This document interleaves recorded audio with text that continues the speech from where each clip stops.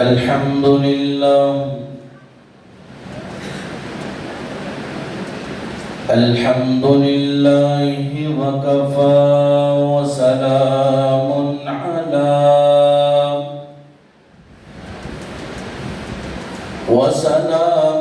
على عباده الذين اصطفى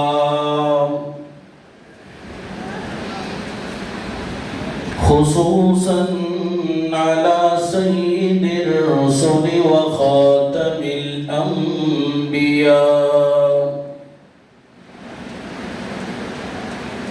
وعلى آله وأصحابه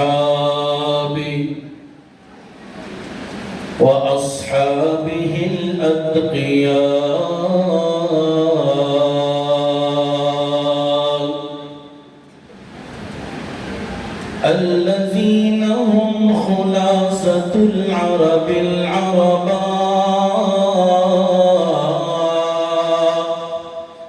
وخير الخلائق بعد الأنبياء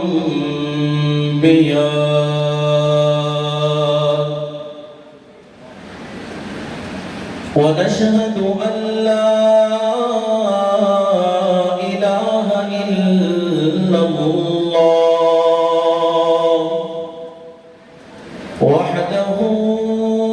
وحده لا شريك له ونشهد أن سيدنا ومولانا محمدا عبده ورسوله أما بعد فأعوذ بالله من الشيطان الرجيم بسم الله الرحمن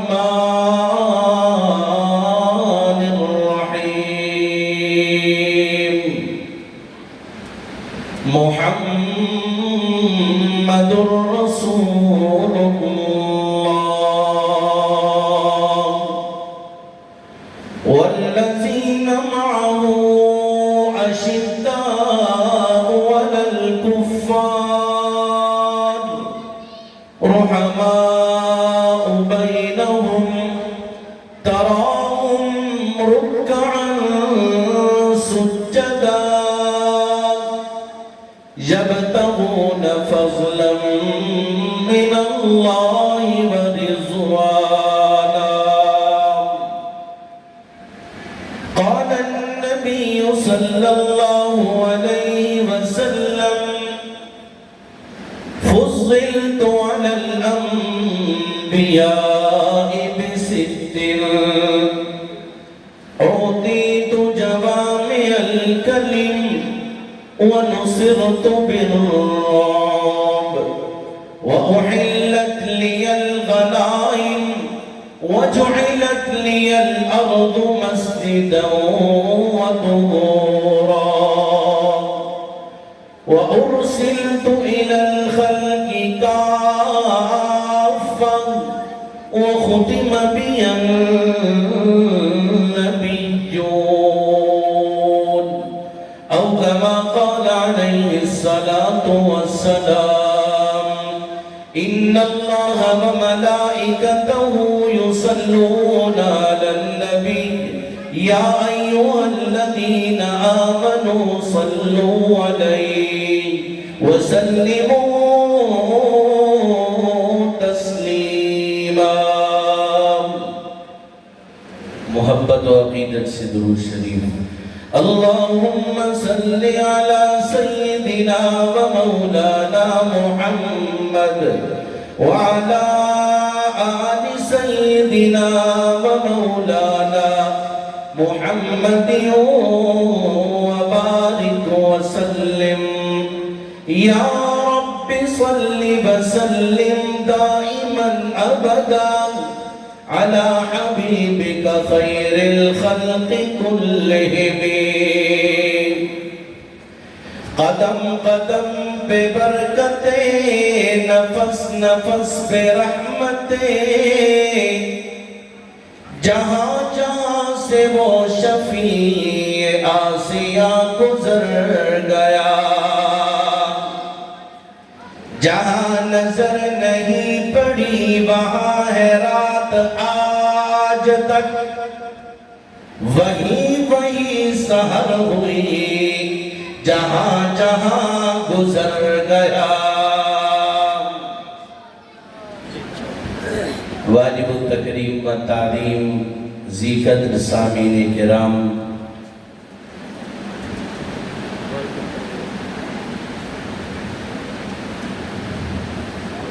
اس ادارہ دارالعلوم محمد الرسول اللہ وائن گاؤں تحصیل سمبڑیال میں اپنے محبت برے ساتھیوں کے ساتھ پہلی مرتبہ حاضری کا شرف مل رہا ہے۔ ہماری آپ کے ساتھ ملاقات کا ذریعہ ہمارے مختوم مکرم جناب چودھری محمد جمیل احمد نیو صاحب، حضرت مولانا مفتی ضیاء الدین صاحب اور ہمارے سب کے سرپرست حضرت مولانا مفتی محمد عمار ورک صاحب اور ہم سب کے مختوم حضرت مولانا مفتی انیس الرحمن صاحب، ان حضرات کی وساطت سے آج ہم سب یہاں پر جمع ہیں، اور ایک بہت بڑی خوشائن بات تو یہاں کی سامنے آئی کہ اگرچہ کسی نہ کسی زمرے میں آپس میں کسی کا کوئی اختلاف بھی ہے، تو یہاں پر ایک اتفاقی نقطہ جو ہم سب کے پاس ہے، اس نقطے پر آج تمام مسالک اتفاق کیے ہوئے ہیں، اور وہ نقطہ اور وہ محک اور وہ مرکز حضور نبی کریم صلی اللہ علیہ وسلم کی ذات مقدسہ ہے۔ یہ بڑی خوشائن بات ہے۔ ان تمام حضرات کو اللہ تعالیٰ جزائے خیر عطا فرمائے۔ حضرات نے بڑی محبت کے ساتھ اپنے اپنے انداز میں رسالت مآب صلی اللہ علیہ وسلم کی شان اقدس کو بیان کیا ہے۔ وقت انتہائی مختصر ہے۔ حضرات، جس طرح مفتی عمار صاحب فرما رہے تھے کہ سیرت النبی صلی اللہ علیہ وسلم، یہ کہنے میں لکھنے میں دو لفظ نظر آتے ہیں، سیرت اور پھر آگے حضور نبی کریم صلی اللہ علیہ وسلم کی ذات مبارکہ ہے۔ ان دونوں کو حضور کی ساری زندگی آپ کے کردار، اعمال، افعال، گفتگو، معاملات، معاشرت، اخلاقیات، نجی زندگی، گھریلو زندگی، جس پہلو میں بھی ہم حضور کو دیکھیں، یہ سیرت کا لفظ آپ کی پوری زندگی کو محیط ہے۔ اور یہ علماء کرام 10-15 منٹ میں کیسے اس کا احاطہ کر سکتے ہیں؟ یہ تو ناممکن ہے۔ 10-15 منٹ نہیں، لکھنے والوں نے لکھا، بولنے والوں نے بولا، پڑھنے والوں نے پڑھا، سننے والوں نے سنا، ادیب، مؤرخ، نعت خوان، مداح، خطیب، شعراء سارے میدان میں اترے، لیکن جب لکھ کر تھک گئے، پھر آخری ان کا جملہ یہی تھا کہ حق تو یہ ہے کہ حق ادا نہ ہو۔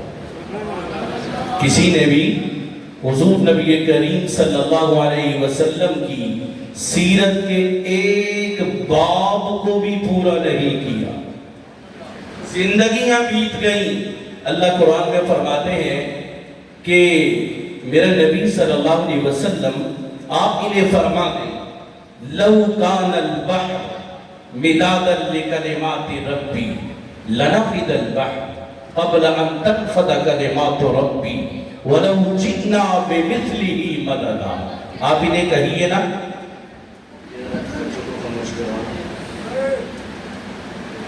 آپ انہیں کہیے کہ آپ زمین و آسمان کو تختی بنا دیں، ساری دنیا کے درختوں کو قلمیں بنا لیں، ساری دنیا کے پانی کو سیاہی بنا لیں، پھر ساری مخلوقات کو بٹھائیں، وہ لکھنے پر بیٹھ جائیں۔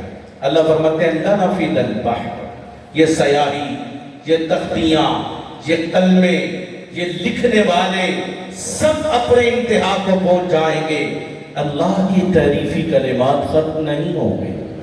یہ ہمارا ایمان ہے، اور جس طرح ہمارا یہ ایمان ہے اسی طرح ہمارا یہ بھی نظریہ ہے۔ ذوی العقول، غیر ذوی العقول، تمام مخلوقات کو جمع کرو۔ ذوی العقول میں 3 قسم کی مخلوقات ہیں، جن، فرشتہ، انسان۔ ان تمام کو بٹھاؤ اور انہیں کہو کہ لکھنا شروع کرو، زندگیاں ان کی بیت جائیں گی، ہر چیز ختم ہو جائے گی، پیغمبر کی سیرت کا ایک باب بھی ختم نہیں ہوگا۔ شیخ سعدی رحمت اللہ تعالی علیہ اس موقع پر یاد آئے، انہوں نے جوانی، بچپن، لڑکپن، جوانی، بڑھاپا پیغمبر کی سیرت لکھنے میں، پڑھنے میں صرف کر دیا۔ جب شیخ سعدی بڑھاپے کی انتہا کو پہنچتے ہیں، پھر انتہا پہ پہنچ کے کہتے ہیں یا صاحب الجمال و یا سید البشر من وجهك المنیر لقد نفر القمر لا يمكن الثناء كما كان حقه بعد از خدا بزرگ توئی۔ قصہ مختصر، حضور بات یہ ہے یا صاحب الجمال، اے خوبصورتی کے چشم و چراغ، اے خوبصورتی کے سردار، وَيَا سَيِّدَ الْبَشَرِ، بشریت کے سردار، مِنْ وَجْهِكَ الْمُنِيرِ، آپ کے چہرہ سے اٹھنے والی روشنی، لَقَدْ نُفِّرَ الْقَمَرِ، چاند کو منور کر دیتی ہے، لیکن لَا يُمْكِنُ الثَّنَاءُ كَمَا كَانَ حَقُّهُ، میرا نبی کسی کے لیے ممکن نہیں کہ وہ آپ کی تعریفی کلمات کو کما حقہ بیان کر دے۔ بس بات اتنی سی ہے، بعد از خدا بزرگ توئی۔ قصہ مختصر، اللہ کے بعد اس کائنات میں اگر کوئی ہستی ہے تو وہ حضور آپ ہیں۔ وہ کون ہے؟ محمد عربی صلی اللہ علیہ وسلم کی ہستی ہیں۔ رسالت معاب صلی اللہ علیہ وسلم فرماتے ہیں اللہ نے مجھے بقیہ انبیاء پر جو فضیلت بخشی ہے وہ چند وجوہات کی بنا پر بخشی ہے۔ فضلت علی الانبیاء بست، آپ اس حدیث میں 6 وجہ بیان کر رہے ہیں جن وجوہات کی بنیاد پر حضرت حضور نبی کریم صلی اللہ علیہ وسلم کو تمام انبیاء پر فضیلت اور فوقیت حاصل ہے۔ پہلی وجہ اوتیت جوامع الکلم، آپ کو اللہ تعالیٰ نے جامع کلمات عطا فرمائے۔ جامع کلمات سے مراد کہ آپ کو کلمات کیسے ملے ہیں؟ آسمانی کتاب ملی، صحیفہ ملا، کلمات عطا کیے، وہ تو اللہ نے دیگر انبیاء کو بھی عطا کیے ہیں۔ صحف ابراہیم و موسیٰ، کتابیں بقیہ انبیاء کو بھی ملی، کلمات بقیہ انبیاء کو بھی ملے، لیکن حضور فرماتے ہیں مجھے جو ملا ہے جوامع الکلم، اس میں اتنی جامعت ہے، اتنی جامعیت ہے، اتنی وسعت ہے کہ آپ کی زبان مبارک سے ایک جملہ نکلتا ہے، آج کا محدث اس جملے کو کھولتے کھولتے 200 جلدوں پر کتابیں لکھ دیتا ہے، لیکن اس کی انتہا تک نہیں پہنچ سکتا۔ ایک جملے کی انتہا تک، ایک کلمے کی انتہا تک نہیں پہنچ سکتا۔ ایسے جامع کلمات اللہ نے آپ کو عطا فرمائے۔ حضور نبی کریم صلی اللہ علیہ وسلم کی سیرت، کردار، آپ کی رفت، عظمت اور آپ کے تمام اعمال آج تک محفوظ ہیں۔ ساری دنیا مل جائے پیغمبر کی شان کا مقابلہ نہیں کر سکتی۔ اللہ نے جو شان اور جو رفت آپ کو عطا کی ہے کہ آپ کی ادائیں بھی اب تک محفوظ ہیں، آپ کی ادائیں بھی اب تک محفوظ ہیں۔ 1500 سال گزر گئے، صدیاں بیت گئی، زمانے بیت گئے، لیکن جب آج کا محدث حضور نبی کریم صلی اللہ علیہ وسلم کی حدیث کو پڑھانے کے لیے بیٹھتا ہے تو پھر کوئی بھی حدیث آپ کی سامنے آئے تو اسے اپنے حضور کے اسی انداز میں اپنے سننے والوں کے سامنے رکھتا ہے کہ میرے نبی کا یہاں پر یہ انداز تھا، میرے پیغمبر یہاں پہ مسکرائے تھے، میرے پیغمبر نے یہاں پہ یوں انداز بنایا تھا۔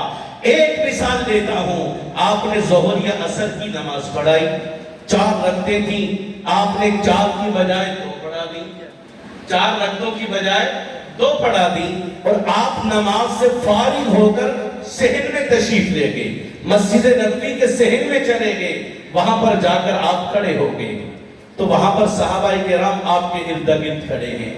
اب اس واقعے کو کتنی صدیاں گزر گئی، آج کا محدث جب اس حدیث کو بیان کرے گا تو حضور نبی کریم صلی اللہ علیہ وسلم کا وہی انداز اپنائے گا کہ میرے نبی نے یوں ہاتھوں میں ہاتھ لیے اور دائیں رخسار کے نیچے ہاتھ رکھا اور درخت کے تنے کے ساتھ ٹیک لگا کر یوں کھڑے ہو گئے۔ آج تک یہ ادا محفوظ ہے۔ اور حضرت ذوالیدین نے سوال کیا اقصرت الصلاۃ ام نسیت یا رسول اللہ، اللہ کے رسول نماز کم ہو گئی یا آپ بھول گئے؟ آپ نے فرمایا لا، کچھ بھی نہیں ہوا۔ فرمایا اللہ کے رسول کچھ ہوا ہے۔ آگے پہلے آپ 4 رکعتیں پڑھاتے تھے، آج آپ نے 2 رکعتیں پڑھائی ہیں، 4 نہیں پڑھائی۔ تو حضور نے صدیق اکبر کی طرف دیکھا تو آپ نے فرمایا ذوالیدین سچ کہتا ہے۔ عمر کی طرف دیکھا، فرمایا ذوالیدین سچ کہتا ہے۔ آپ واپس تشریف لائے، نماز مکمل کی، اور پھر آپ نے فرمایا کہ جب میں نماز میں بھول جاؤں تو فذکرونی، مجھے یاد کروا دیا کرو۔ من وجہ حضور کے ذریعہ سے اللہ نے یہ مسئلہ ہمیں عطا کیا ہے، اس امت کو عطا کیا ہے۔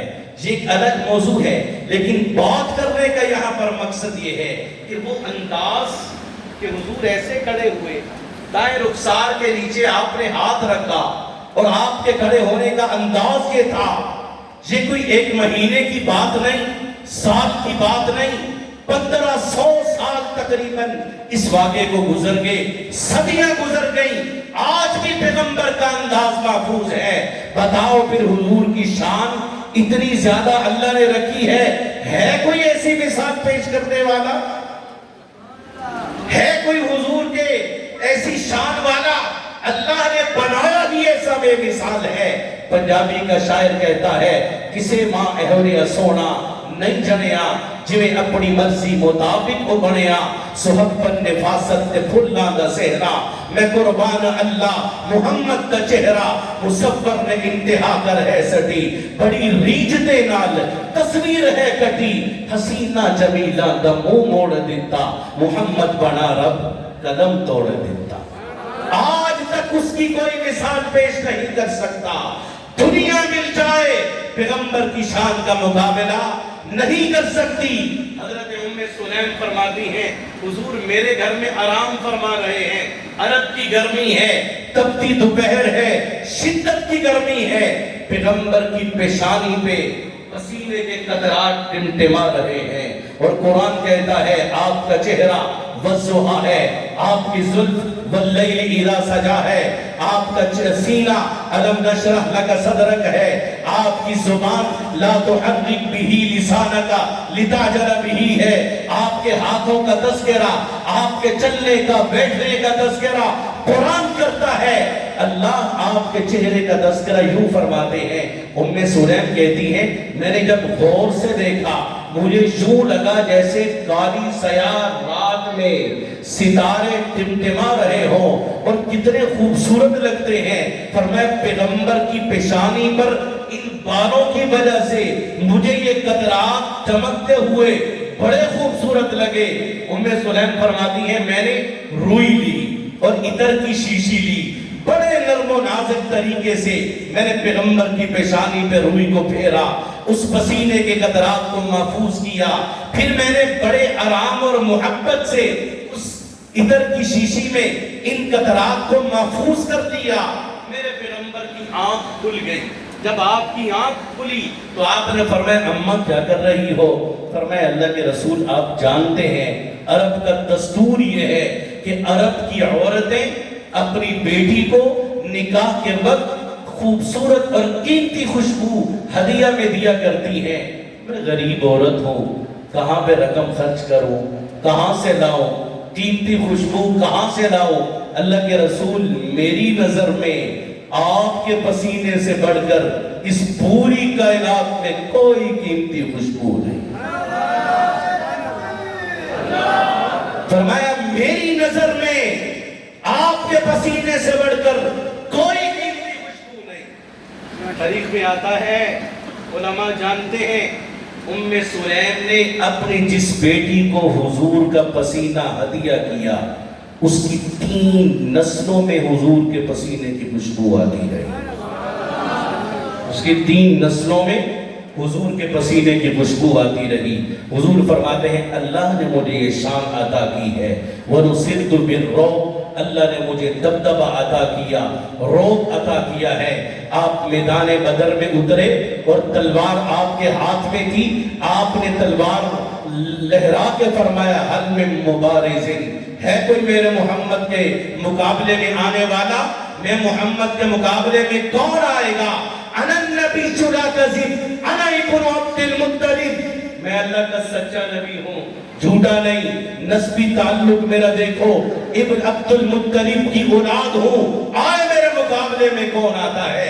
حدیث اٹھائیے، صحابہ فرماتے ہیں محمد عربی کی تلوار چلتی نہیں تھی، کافر کی گردن اتر کر زمین پر گر جاتی۔ وَنُصِرْتُ بِالرُّعْبِ، اللہ نے میرے پیغمبر کو رعب عطا کیا، دبدبہ عطا کیا۔ فرمایا میرے پیغمبر درخت کے نیچے آرام کر رہے ہیں، یہودی قریب سے گزرا، آپ سو رہے تھے، آرام کر رہے تھے، یہودی آپ کے سینہ کے قریب آ کر کھڑا ہو گیا، آپ کی تلوار بھی لٹک رہی تھی، تلوار کو اس نے پکڑا اور لہرایا، اور لہرا کر حضور کو مخاطب کیا۔ جب تلوار کو لہرایا آواز پیدا ہوئی، حضور نبی کریم صلی اللہ علیہ وسلم بیدار ہو گئے۔ آپ بیدار ہوئے، فرمایا نبی کی نیند میں امتی کی نیند میں فرق ہوتا ہے، نبی کی نیند میں امتی کی نیند میں فرق ہوتا ہے۔ صحابہ سوتے اٹھ کر وضو کرتے عبادت میں لگ جاتے، نبی علیہ السلام سوتے آنکھ لگتی اٹھتے عبادت شروع کرتے۔ صحابہ نے عرض کی اللہ کے رسول کیا آپ کو وضو کی حاجت نہیں ہوتی؟ آپ نے فرمایا آنکھ سوتی ہے، والقلب یقظان، دل نہیں سوتا۔ آنکھ سوتی ہے، دل نہیں سوتا۔ کیفیت تو تم نہیں جانتے، عقیدہ اور نظریہ یہ ہے۔ آج بھی پیغمبر عربی حجرہ عائشہ روضہ رسول میں استراحت فرما رہے ہیں، تم نہیں جانتے ہو۔ استراحت فرما رہے ہیں، آرام فرما رہے ہیں، جس طرح میرے مدنی نے دنیا کی حالت کو بیان فرمایا، والقلب یقظان، دل بیدار رہتا ہے، نظریہ اور عقیدہ ہے، اس کیفیت کو بھی میرا رب جانتا ہے۔ اللہ نے میرے نبی کو کس کیفیت میں رکھا ہے، یہاں بیٹھ کر سلام پڑھو فرشتے پہنچاتے ہیں، وہاں کھڑے ہو کر پڑھو سنتے بھی ہیں، جواب بھی دیتے ہیں۔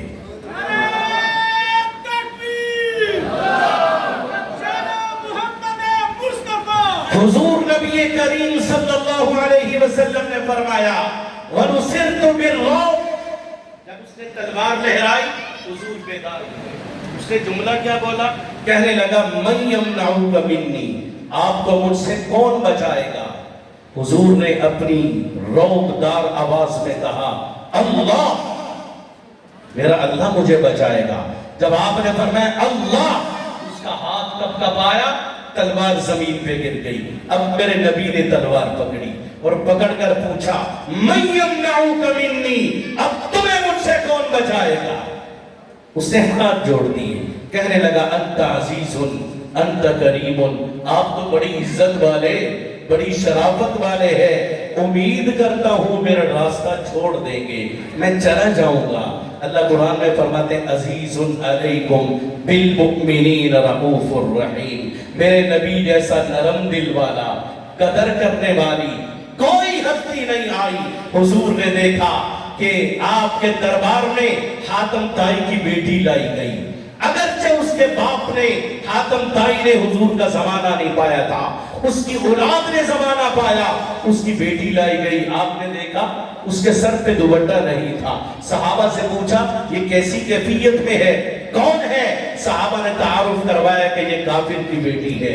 حضور نے اپنے کندھوں سے چادر کو اتارا اور صحابہ کی طرف پھینکا اور فرمایا کہ اس کے سر پر دے دو، اس کے سر پر دے دو، یہ وہ چادر ہے، یہ وہ کمبل ہے۔ پھر علماء تشریف لا رہے ہیں، ہم ان کو خوش آمدید کہتے ہیں، اور بات بھی یہ ہم اپنے اختتام کی طرف لے کے جا رہے ہیں۔ حضور نبی کریم صلی اللہ علیہ وسلم نے چادر کو پھینکا تو صحابہ نے کہا اللہ کے رسول یہ تو کافر کی بیٹی ہے، یہ تو کافر کی بیٹی ہے۔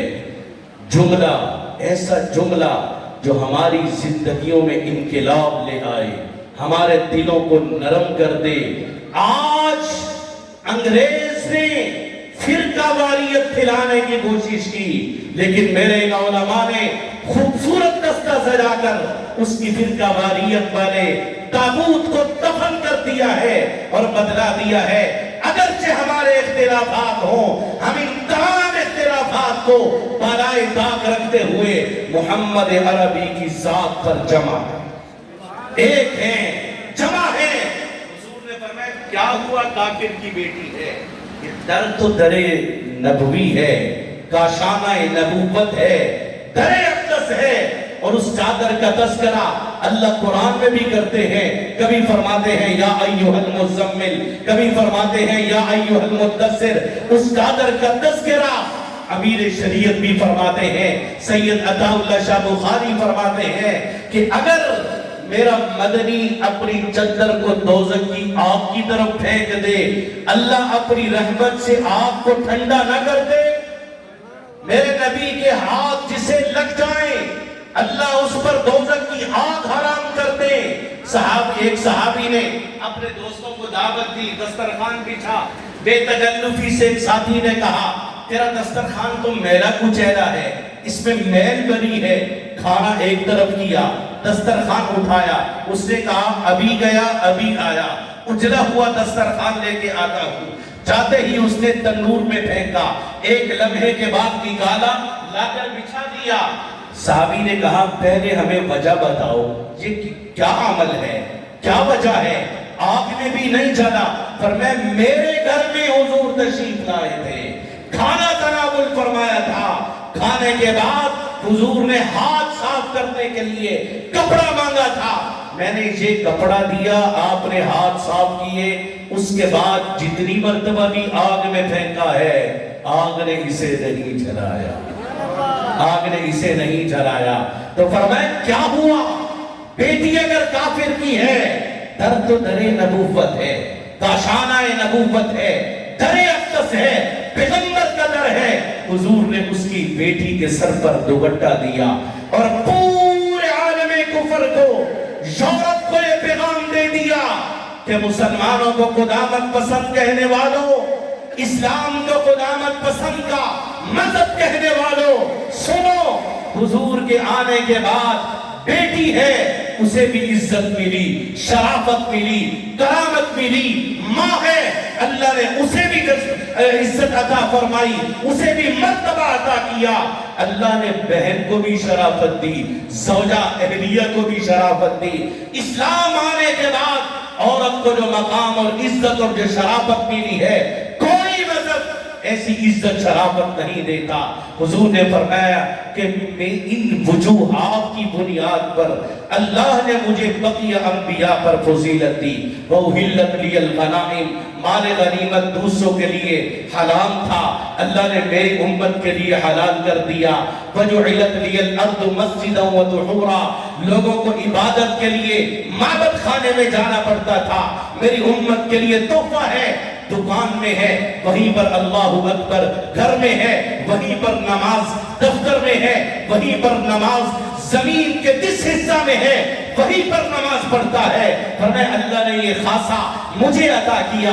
وَأُرْسِلْتُ إِلَى الْخَلْقِ كَافَّةً، موسیٰ بنی اسرائیل کے لیے نبی بن کے آئے، حضرت ہود علیہ السلام قوم عاد کے لیے نبی بن کے آئے، حضرت صالح علیہ السلام قوم صالح کے لیے نبی بن کے آئے۔ اب نبی اپنی اپنی قوم کی طرف نبی بن کے آیا، لیکن حضور نے فرمایا میرا خاصہ یہ ہے وَأُرْسِلْتُ إِلَى الْخَلْقِ كَافَّةً، سب کے لیے نبی بن کے آیا ہوں۔ اور آخر میں فرمایا وَخُتِمَ بِيَ النَّبِيُّونَ، وَخُتِمَ بِيَ النَّبِيُّونَ، بات بھی یہاں پہ ختم ہے۔ ختم نبوت کا تاج اللہ نے موسیٰ کے سر پہ نہیں سجایا، آدم کے سر پہ نہیں سجایا، نوح کے سر پہ نہیں سجایا، ابراہیم کے سر پہ نہیں سجایا، اسماعیل کے سر پہ نہیں سجایا، شانیں سب کو عطا کی، لیکن ساقی کوثر کا لقب محمد عربی کو عطا کیا، شافی محشر کا لقب حضور کو عطا کیا، اللہ نے خاتم النبیین کا لقب حضور کو عطا کیا، امام الانبیاء کا تاج پیغمبر کے سر پہ سجا ہے۔ کل قیامت کا دن بھی ہوگا، میدان محشر ہوگا، لوگ کھڑے ہوں گے حضرت آدم کے سامنے، آدم فرمائیں گے وَيَقُولُ آدم صفی اللہ نفسی نفسی، وَيَقُولُ نوح نجی اللہ نفسی نفسی، وَيَقُولُ داود خلیفۃ اللہ نفسی نفسی، وَيَقُولُ موسیٰ کلیم اللہ نفسی نفسی، وَيَقُولُ عیسیٰ روح اللہ نفسی نفسی۔ آخر میں حضور کے پاس آئیں گے، حضور فرمائیں گے وَيَقُولُ رسولنا وشفیعنا وسیدنا وحبیبنا محمد صلی اللہ علیہ وسلم امتی امتی امتی۔ آپ فرمائیں گے، اذن سفارش آپ کریں گے۔ تو میرے بھائیو آخری بات یہ ہے، ختم نبوت کا تاج جن کے سر پہ سجا ہے وہ میرے اور آپ کے نبی حضور نبی کریم صلی اللہ علیہ وسلم ہیں۔ وہ کون ہیں؟ سارے ایک آواز میں کہیے، وہ کون ہیں؟ محمد عربی صلی اللہ علیہ وسلم۔ وہ کون ہیں؟ آپ دھیمے پڑ گئے ہیں، میں بات ختم کرنا چاہتا ہوں، اب بابا سے بلند جواب دیجئے، جن کے سر پہ ختم نبوت کا تاج سجا ہے وہ کون ہیں؟ آپ سب اس عقیدے ختم نبوت کا تحفظ کریں گے؟ کون کون کرے گا؟ ہاتھ کھڑا کیجئے۔ اپنی گلی بستی معاشرے، اپنے بازار مرکز تجارت، اپنے رشتہ داروں میں، اپنی دفتر میں، اپنی ملازمت کی جگہ پر جہاں بھی آپ رہ رہے ہیں وہاں پر ارد گرد آپ نظر رکھیں۔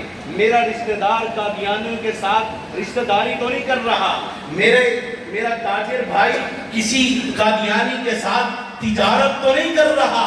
ان تمام معاملات پر آپ غور بھی کریں، اس کے ایمان کو بھی بچائیں، اپنی اولاد کے ایمان کو بھی بچائیں۔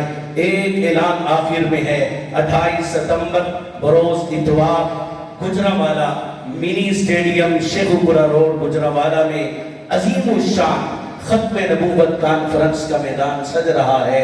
اسی طرح جہاں پر جو تمام مسالک کے علماء کا گلدستہ موجود ہے وہاں پر تمام مسالک کے جید علماء کرام، قائدین، زعماء